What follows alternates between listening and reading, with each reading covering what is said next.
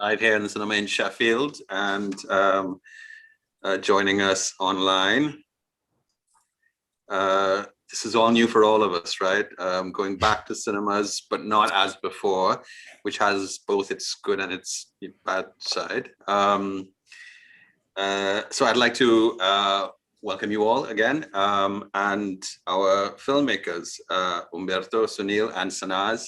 Thank you so much for joining us for this live Q&A. Those who don't know me, I've interacted with some of you, but we've never actually met. My name is Jonathan. I am the program advisor for the Caribbean for Sheffield DocFest. First of all, congratulations on these beautiful films. Thank you so much for them. I want to start with a question for all of you. And at the end of your film, Sanaz, Amir Naderi, as we watched that amazing footage from The Runner, absolutely stunning film that I need to see now. He says in his voiceover testimony, the film does not nag. And I feel that's something that can be said for all of your films. Your films don't nag, they don't insist on anything, you know. They're questioning, they're asking questions, they're contemplating, you know, and doing sort of, you know, variety of ways, variety of means, using a variety of materials. I wondered if each of you could tell me what was the beginning of your film, if there was a particular moment or a particular event or you know, physical object from which your films began. We'll go in the order of the films as they played. So Umberto, if you could start. Hi, first of all, thank you so much for inviting me, for inviting our film. I think that the synopsis of the film pretty much says it all, that the thing that made me start or drove me to start shooting stuff with my phone was when I found out that my mother was ill. It was pretty heartbreaking news. And that set it all up. I think that was the main event for me that encouraged me to start shooting stuff. I didn't know what was I gonna do with all of that, but at the same time, I wanted to collect all these images and things that I knew I wasn't going to see anymore, pretty much. Sunil? Yeah, thank you to Sheffield DocFest and to you, Jonathan. It's great to finally hear your voice. Amazing backdrop, by the way. Thank you.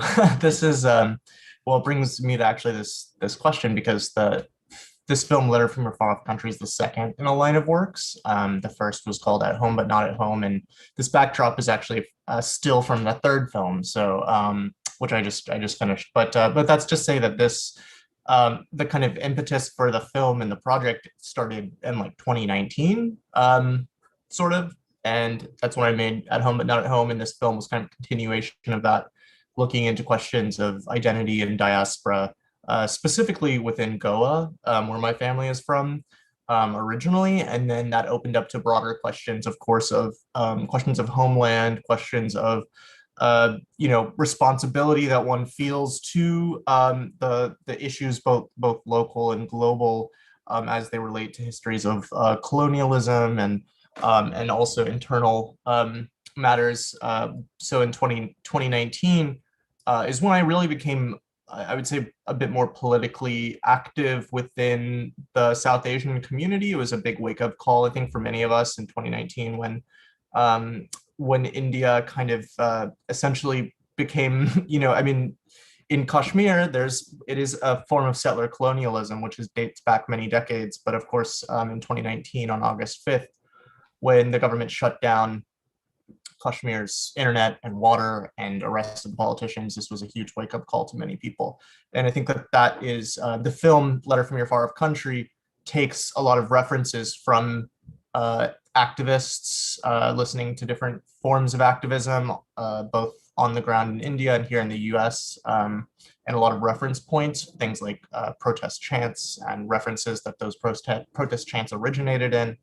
So there were many different points of access, but I think that this project, yeah, it's it's a lifelong journey, but it right now it takes the form of several films. So. Sanaz? Hi, everyone. Nice to see you, Sonel and Umberto and Jonathan. And first, thank you to Sheffield for the incredible labor behind the festival and having the film as part of this fantastic lineup. It's really great to have the film screen here. And thank you for the question also. I think, Amir Naderi's film, The Runner, is just really an important film and also a historical document for the time and that it was filmed, and it was a testament. It was in itself, it's an archive of its time of Iran-Iraq war. So it was really important for me to include that and include Naderi's voice and the way he was talking about the film. And going back to your question, the beginning of the film goes back to 2017 when I started doing the research for the film. It's been over 3 years in the making of archival work, of gathering documents, of doing reading and research, which is part of my PhD project. So there are multiple beginnings, and I had a lot of thinking back and forth, like where am I going to start? Where would be my beginning? Which I ended up to start the film with a very unlikely place, somewhere that was not really even related to Iranian oil industry. But that was mainly the point also for me to decenter, to start from a very different timeline to somewhere that is so unlikely, to a narrative that does not necessarily and directly speak to Iranian oil industry's history, but rather it has a specter of that history in it. So I started the research in 2017 when I was working on the British Petroleum's film and photo archives. And my maternal family is from Khuzestan, and my grandfather worked for the company briefly.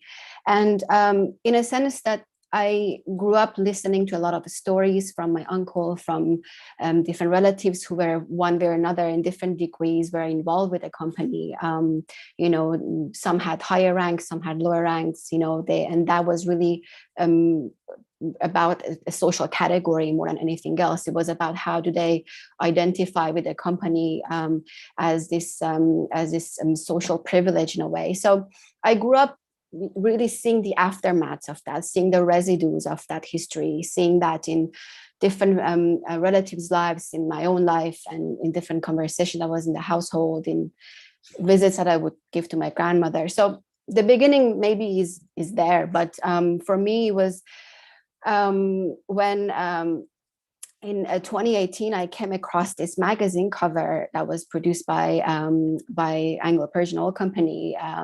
It was called Naft magazine, the oil magazine, and on the cover, it had a framed view of a mountain in Masjid Soleiman in southwest Iran, which was the main oil fields at the time, that had a large V engraved in it. And it was the first issue of the magazine after the end of the Second World War. And that engravement of the V of victory on a hill in southwestern Iran, and knowing that engravement is completely gone, right? And you don't really see any trace of that, but you see this trace in this magazine cover. That was really violent to me. That was actually one of the most jarring things that I had seen in a pool of all these photographic archives that I had been like excavating and going through. So that shock, that trace of that engravement on the landscape was something that really stood out for me. So in a sense, there are multiple beginnings, and I was hoping to reconstruct them into this film from different angles. And as Sonel has a really amazing line in the film that we say it's up to us, and I think it's really about this like interpretations. And I think I really it's about how do we tell these stories, right? How do we re-narrate? How do we interpret? Thank you. I should remind the audience, which I forgot to do before, so please forgive me, that if you have any questions in the cinema or or online, they are to be asked via Slido, sli.do, entering the code you see on the screen and submitting your question. The URL and the code will be displayed on the screen in the cinema and on the live feed throughout the Q&A. We have a couple of questions coming in already, but before we get to that, something else I forgot to ask is, where are all of you located? And I'm asking that not just to know where you are, but also because I want to touch on the point for all of you of diaspora. So maybe we could start with you each saying where you are. Humberto? Yeah, I'm located in Buenos Aires, in Argentina, currently. I've been living here since 2018.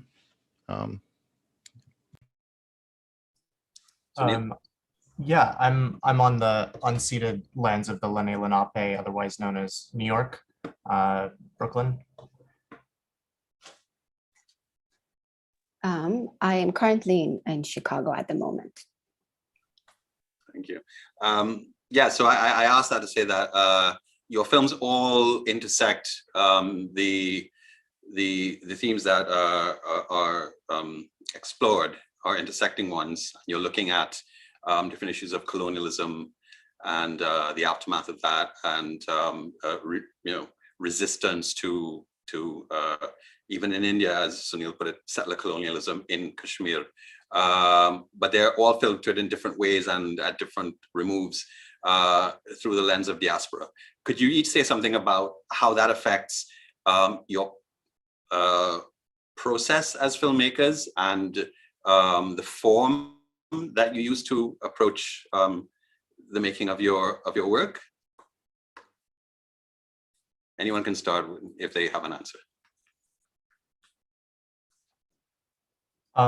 Sure, I'll give it a go. I really appreciate this question in terms of how the relationship between the form and this content. I think that, yeah, specifically my film it's very expansive. It covers many topics and much ground in a very short amount of time. And I think that the work doesn't necessarily traverse continents as much as, like, diaspora might in a lot of other cases. And in my first film, At Home But Not at Home, there's a relationship between India, the United States, and Africa, even in terms of the Portuguese occupied territories that were liberated in the 70s as well. But this film, I think the question of diaspora is much more an internal diaspora and a much more thinking across this idea of South Asia as a bordered land and as a place that has been broken or fractured because of questions and histories of colonialism. And it brings up a lot of other questions, knowing that there's the disbursement of people through borders has many repercussions, and that those repercussions get swept under the rug when talking about a global diaspora too. So it raises many questions, but I would say that the question of diaspora in the work in terms of the form is that it's expansive, that it's fluid, that it's evolving, and that it's primarily screen-based as well in terms of, diaspora doesn't necessarily have to be specific to a land. That diaspora can exist, through our screens. It can exist. It doesn't have to exist in one place. It can exist digitally, essentially, and in many different forms.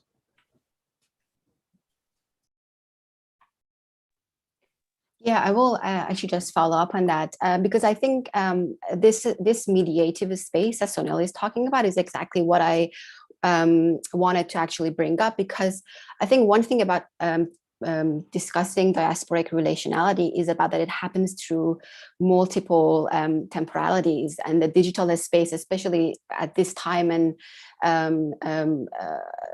time and place that we are located, it's inherently part of that diasporic identities and belongings and dwellings and the ways we want to extend and stay put at the same time.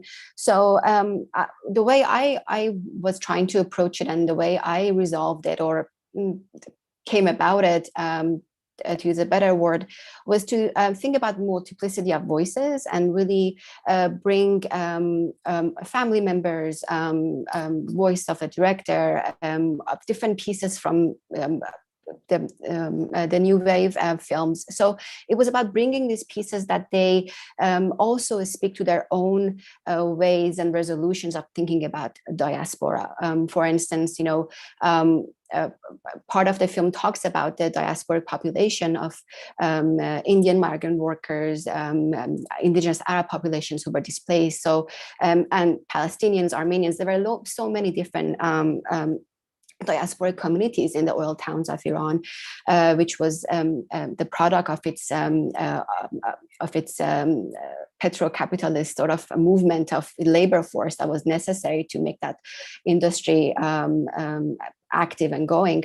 So in a way, I wanted to talk about that. I wanted to really retrieve those stories and those their place and placement in the archive, or the state archive and the corporate archive. But at the same time, I wanted to mediate those photographic archives next to these voices, next to these stories that are being told, or even maybe loose memories, right? Things that are narrated, but they do not necessarily have a historical source, or they're not part of the historical fact. So in a way, I think it is about how do you mediate that relationship to diaspora, and I think it can go in so many different ways. And so for me, it's about this archival mediation, if I were to choose one word for the form of corresponding to diasporic relationality.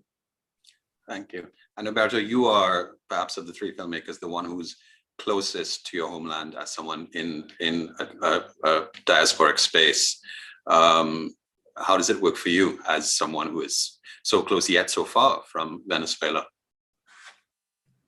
Yes, for me, it all hit home when I went back. Actually, I went back visiting my mother in 2019, and when I left in 2018, Venezuela was a very different country from the one that it's now, and I just wasn't.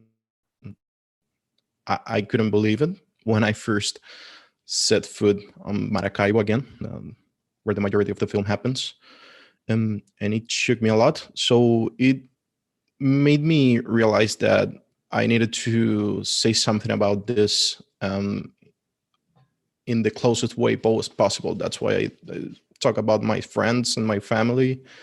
And I try to reach other close points to diaspora, such as experimenting with old stories about the oil and the oil industry in Venezuela. But that same thing made me realize that I needed to speak more personally about my experience with leaving home. I discovered a poem by Octavio Armand, which is a Cuban poet who's an exile. He exiled from Cuba in the 70s, I think. And the majority of the film is, well, not the majority of the film, but a big part of it, which is the last section of the film that is called, that speaks about us removing ourselves from history, basically. Inspired, or I would say poisoned the rest of the film, because it has that sense of lost and longing that I didn't know the film was going to have, but it ends up being very moving in that way, in that sense. It is indeed very moving. As I said, we've had a couple of questions coming in. They're both from Anonymous, and they're both kind of interrelated, so I'll run them together. To Umberto and anyone and everyone, if interested, could you please explain your editing process to give shape and develop all the themes of your film? And also from Anonymous, amazing films for all. What inspired you to make the films in the styles you made them in? And I'm assuming that your formal approach influences your editing style as well. So we can start with Umberto. For me, the film pretty much was made in the editing room because I had a lot of material and a lot of videos from my phone, and I also used a mini DV camcorder to shoot some stuff, and as well as archive videos from my family. And but the film was made entirely in the editing room because I didn't have any idea of what I was doing. I started playing around with first the videos, my family's videos, and then I started adding up stuff that I thought were very resonant of what I wanted to tell. Um, I'm not sure if there was like a real process or a clear process, as much as I was experimenting and finding ways of, I don't know, telling stuff and showing these images. It was all pretty much very intuitive and playful.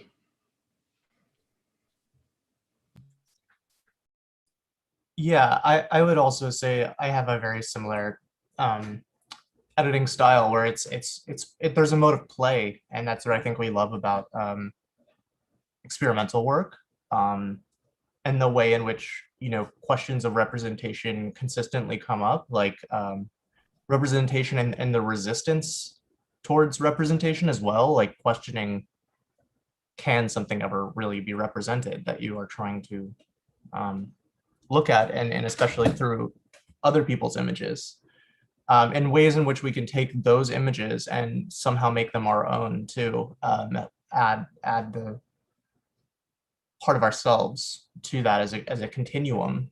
And I think a lot of the films in this program, the three films, there's a lineage. There's definitely like a lineage of cinema and a lineage of thinking and approaching this quote unquote archive or archival images, which are really personal and of course historical, official or bootlegged, you know. But I really like this idea of what well, so the form, I kind of knew that this would be an epistolary kind of form. I had the idea for writing a letter to my distant relative, Prabhakar Sansgary, who I had read about. And it was kind of like a longing for a connection within this kind of leftist framework, because my family are not very politically they're you know, kind of, a lot of families stay out of these types of questions. So to have a relative that was a very active political person, and that existed along multiple lines of history, multiple temporalities, as Sanas had said, that really struck a chord with me. And so I knew that there was this epistolary space that I wanted to work in. And so I was writing this letter as I was traveling through the homeland of India and the many places that I went, including Delhi and Goa and other places. But it was when I found the Aga Shahid Ali poem that was also a poem, or it was also a letter that he wrote himself in the voice of someone else. So there was almost this crisscrossing, or the kind of like the letter that I wrote to my deceased relative that my father then read kind of serves as the counterpoint to the poem, which was written by the poet, but from someone else, from the perspective of someone else delivering a poem to the poet. So there's many different registers of address that I was interested in, but that only kind of came through with actually stumbling upon a recital of that poem at the Jamia Millia Islamia University by students who are performing a sort of a die-in, as it said, about Kashmir, and the resonance behind that, finding that online, this performance of the Aga Shahid Ali poem was very resonant, in as much as it also, you know, the performance was perhaps a year and a half or 2 years before the police brutality that happened at Jamia Millia Islamia University, which was in response to students speaking up against atrocities against Dalits, the persecution of Dalits and Muslims and the CAA. So to have this kind of positionality between a student doing this die-in and reading this letter from Aga Shahid Ali, you know, a year or so before this massive issue of police brutality that struck the university, was very resonant. And so I was interested in how that would play out between my voice, my father's voice, Aga Shahid Ali's voice, and the student's voice. So yeah, playing with these registers was how the film kind of took form. All right, I guess I go. Yeah, I want to actually say something about what Umberto said, whose film I absolutely loved, is something about the voices that I think, which was really moving and touching in the way Umberto sort of brought them together as these narrators in the story. And I ruminated on that idea a lot throughout the work. I'm still ruminating on these multiplicity of voices that I think are necessary for the project. The other thing following Umberto is that for me also the editing the production of the film, a lot of it happened in the editing room, because I had a lot of the archives that I had been working with for 2 years or so, and I had pieces of the writing of the film in different formats. I had presented the work in different seminars and conferences and workshops, and so I had worked through the material in different avenues that may not necessarily be sort of related to film or different artist residencies. So I had these different vignettes, if you will, of different ways that I had interpreted the archives and the materials that I had.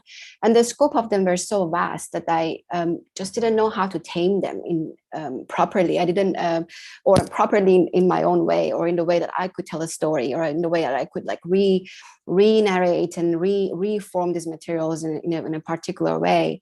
And it took a while. It took a while for me to find a direction. It took a while for me to find that window of a story that I was going to tell. And I would say one of the main events that really shaped the film was actually the encounter that I had with that grave and that map of Syria and the engraving of the oil well. And that was so jarring, that really worked at this like moment of shock that really moved me to thinking about this abstraction that happens through the way history gets passed on to us in these like petrified and snippets of images that are passed on to us. And if they're not retrieved at the moment, they're lost. So in a way, I wanted to think about an image that is to be read, and an image that is not going to be shown, but an image that is going to be, in a way, overexposed throughout the film. And that was why I wanted to layer the images and try to go back and forth between an image that you see as a digital image and one that is printed as a backdrop. It's moving, it's haptic, it has some materiality. It's a moving still image. I think that was one of the main things that I was thinking about. How can I really animate these still images, and how can I think about their haptic temporalities, the ways in which that once they're printed and moved in a larger space, they become something, a sculpture, they become something else. So, and I think that has always been in the way I think about archival photographs, that the ways in which they can be animated is really important. It really is about the different frequencies of retrieval, different ways that this frequency of finding a story is low and high, and I really wanted to address that with different ways. I was thinking about these collages and overlaps and overlays. And like Umberto and Sonela, also editing room was one of the main places that the film took shape, and really was a process of like long editing sessions and going back and forth and really wrestling with the materials as I was writing the text and really thinking about the photographs and the films. So I'm all for that sort of like embodied experimental way of editing. So I'm really glad to see Umberto and Sonel's work as well. There's a very strong thematic link between your films, Sanaz and Umberto, and that's oil. That's this colonialist, extraction of resources. Umberto, I'm really curious to know what it is that made you decide to locate the sort of chronological starting point of your film in the beginning of the oil industry in Venezuela, rather than locating it in a much more present temporality, because I can imagine there will be people who would watch your film and say, but you don't put the blame for things where they should be at present. Why go all the way back to the past? And I'm curious to know what led you to take such a long view and such a back view. Sure. I discovered this short story by a very regional writer from Maracaibo. He's called Ciro Urdaneta, and he writes this text about Venezuelan oil history, and inspired me a lot, because when I returned to Venezuela in 2019, I say it again, but it was a very different country from the one I left. Oil and gas, basically, before I left, was pretty much, it was like a gift for everyone. It was very cheap. And when I returned, there's a small piece of material that I put in the film, in the German narrated one, where we see long roads of people trying to fill their cars with gas. And that made me think about what happened in all this, in history, and what had happened, and what drove us to be at this point right now. And it interests me. It was interesting to me to explore this history that I didn't know so well. Basically, it was that it wasn't something that I planned on doing, but in this process of discovering stuff and playing around with stuff and reading a lot of material that I discovered on the internet, led me to this route of speaking about Venezuelan oil.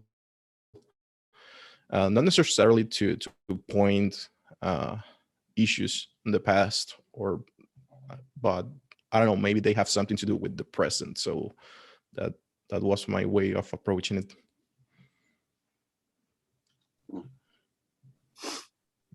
I guess it's oil. I'll continue. I want to talk to Umberto about it, because one of the most influential scholars in my work is from Venezuela, Fernando Coronels, whose book Magical Estate has been an incredible influence in my work. And in the book, he talks about the changing representations of oil nations. And his example is obviously from his elaboration of Venezuelan oil industry. And for me, this notion of changing representation, this notion of countries who identify or identified as oil nations, Iran being one, Venezuela being one, for instance, or many of OPEC members and non-OPEC members who have had this history of colonial petromodernity, these petroleum industries that have been so deeply enmeshed with their national identity, with their social experience of modernity, that is really hard to dissect where it ends and where it begins and where it starts over again. So this continuation, this post-colonial state of rupture and continuity, things that are in overlap, they're in inertia, they're constantly repeating themselves in a way. And there's a lot of similarities, structural similarities between Iran and Venezuela, for instance, although there are many differences in terms of historical actors and the ways in which the oil companies operated. But in a way, I took a lot of notes from when I was doing research on Venezuela, and primarily because I wanted to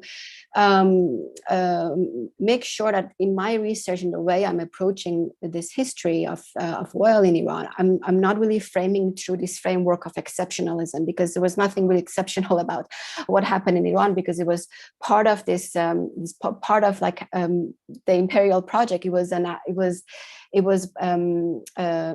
ways in which even the workforce was moved for 2 decades from India to Iran. It was, and how a lot of the early labor protests and strikes were from Indian migrant workers, that they had the experience of like the quote unquote naked British colonialism, and that got transported to the old towns of Iran. So there's a lot of connections. There's a lot of ways that this idea of being an oil nation really goes across your own borders. It's not so fixated on these national geographical borders. And that's one thing that I'm so keen on in my work, to approach that, to really go beyond this really concrete ways of like talk about Iranian oil industry. You only talk about what's happening within its borders. And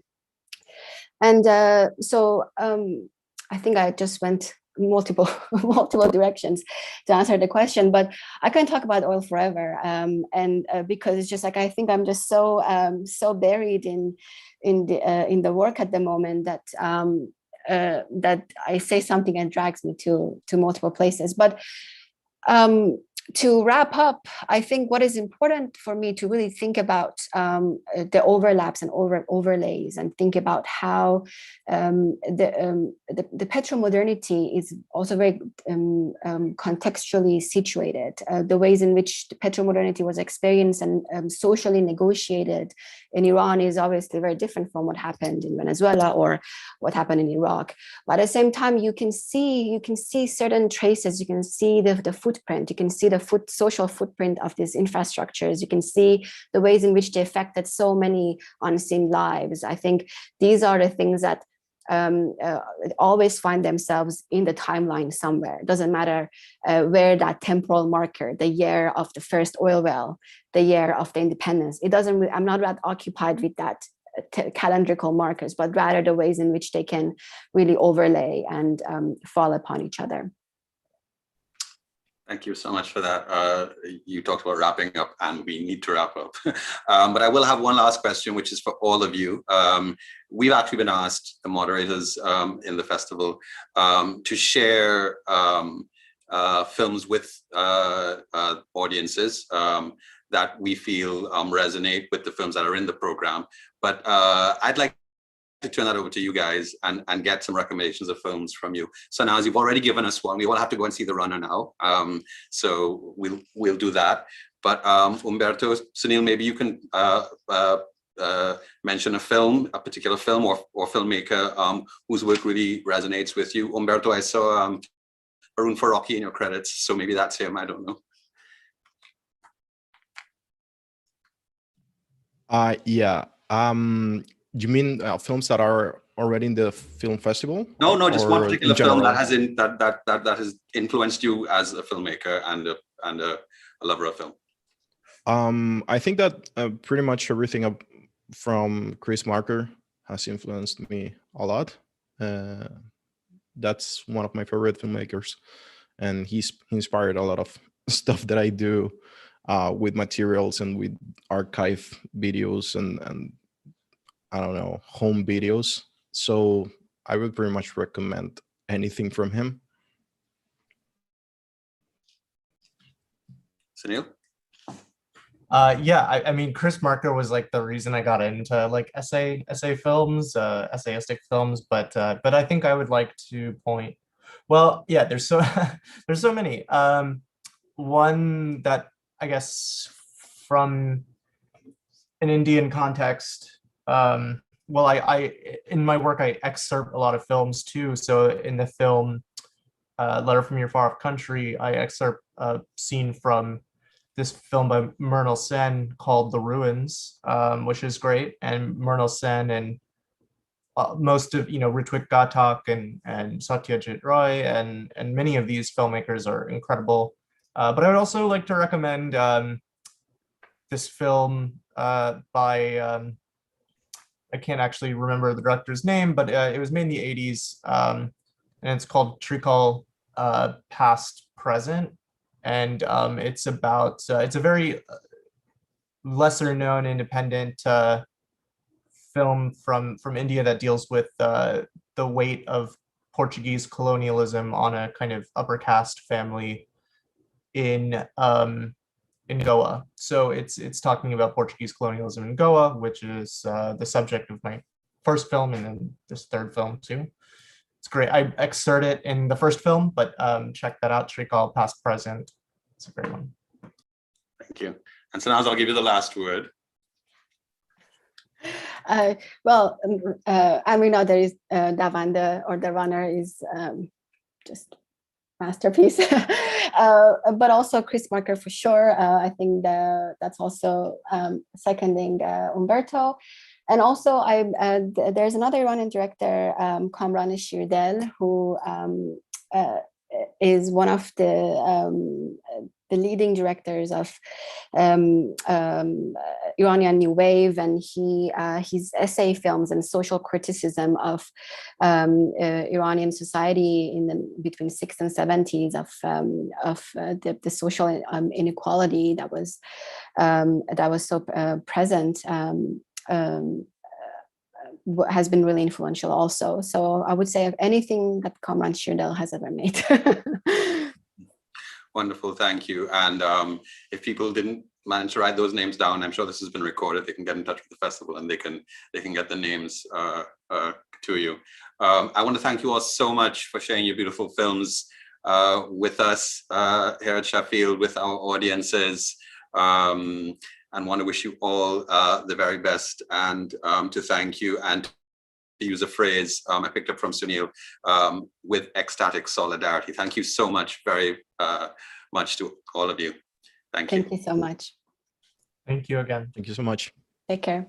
Bye-bye. Bye. Bye.